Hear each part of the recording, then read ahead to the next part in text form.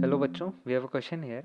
The velocity of a small ball of mass m and density d1, okay, when dropped in a container filled with glycerine becomes constant after some time. If the density of glycerine is d2, the viscous force acting on the ball is, okay. तो ये container है filled with glycerine, let's say उसके अंदर एक ball है जो इस point पे टर्मिनल वेलोसिटी अचीव कर चुकी है, ओके. तो टर्मिनल वेलोसिटी अचीव कर गई मतलब velocity is constant. Since velocity is constant, okay, we can say that net force or summation of all forces is 0, okay. F net is 0. तो F net 0 है तो सारी फोर्सेस जो act करेंगी वो डिस्कस करते हैं हम, ओके.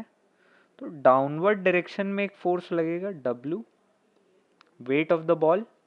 अपवर्ड डायरेक्शन में एक फोर्स लगेगी bind force FB.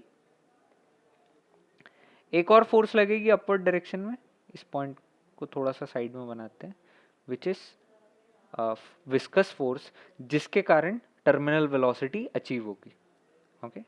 So let's write this in an equation. So downward force is equal to upward force, so W is equal to buoyant force plus viscous force, okay. W is mg, so mg is equal to bind forces volume into density.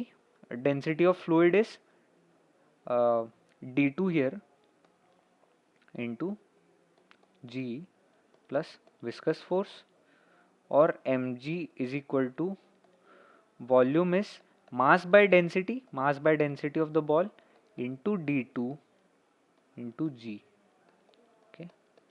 We can write viscous force हो जाएगा, इसको LHS में लेके जाते हैं तो mg